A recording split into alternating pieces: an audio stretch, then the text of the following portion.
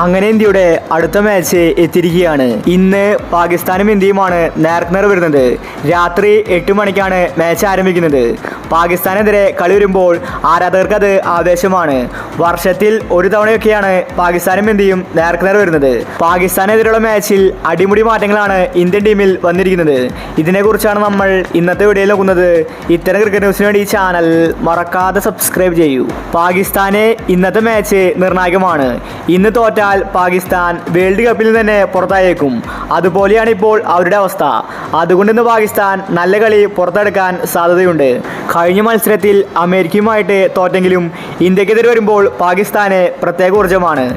ഇനി ഇന്ത്യൻ ടീമിലോട്ട് വന്നിട്ടുണ്ടെങ്കിൽ ഇന്ത്യക്ക് ഇപ്പോൾ യാതൊന്നും പേടിക്കാനില്ല. ബാറ്റിങ്ങിലും ബൗളിങ്ങിലും ഇന്ത്യ ഫോമിലാണ്. ഓപ്പണിംഗ് മാത്രമാണ് ഇന്ത്യക്ക് പ്രശ്നമായിരിക്കുന്നത്.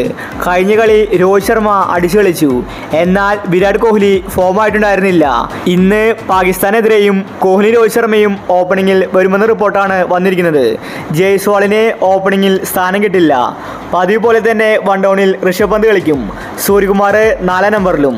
സഞ്ജുവിനെ ഫിനിഷറായിട്ടാണ് ടീമിൽ ഇടമടിക്കാൻ സാധ്യതയുള്ളത്. ഇന്ന് സഞ്ജു ഇറങ്ങുന്നുണ്ടെങ്കിൽ ശിവൻ ദുബയ്ക്ക് പകരമായിരിക്കും സഞ്ജുവിനെ അവസരം കിട്ടുക. ഇനിയൊരു പക്ഷേ അവസാന നിമിഷം സഞ്ജുവിനെ ഒഴിവാക്കാനും സാധ്യതയുണ്ട്. ഇന്നത്തെ മാച്ചിൽ കളിച്ചില്ലെങ്കിൽ പിന്നെ സഞ്ജുവിന് ഈ വേൾഡ് കപ്പിൽ അവസരം കിട്ടാൻ സാധ്യത കുറവാണ്. ജയിച്ച ടീമിനെ രോഹിത് ശർമ്മ മാറ്റാറില്ല. അങ്ങനെയാണ് കഴിഞ്ഞ വേൾഡ് കപ്പിൽ നമ്മൾ കണ്ടത്. ഒരുപക്ഷെ ശിവൻ ദുബെ ഫ്ലോപ്പ് ആയതുകൊണ്ട് സഞ്ജുവിനെ ഇറക്കാൻ സാധ്യതയുണ്ട്. ഇന്ത്യൻ ടീമിൽ സഞ്ജു തകർത്തടിച്ച പൊസിഷനാണ് 5-ാം നമ്പർ. അപ്പോൾ ഇന്നത്തെ മാച്ചിനുള്ള ഇന്ത്യയുടെ പ്ലേയിങ് ഇലവൻ നോക്കാം. കോഹ്ലി, രോഹിത്, ഋഷഭ് പന്ത്, സൂര്യ, സഞ്ജു, പാണ്ഡ്യ, ജഡേജ, അക്സർ പട്ടേൽ, ബുംറ, സിറാജ്, അർഷദീപ് സിംഗ്. ഇന്നത്തെ മാച്ച് ആവേശകരമാകുമെന്നത് ഉറപ്പാണ്.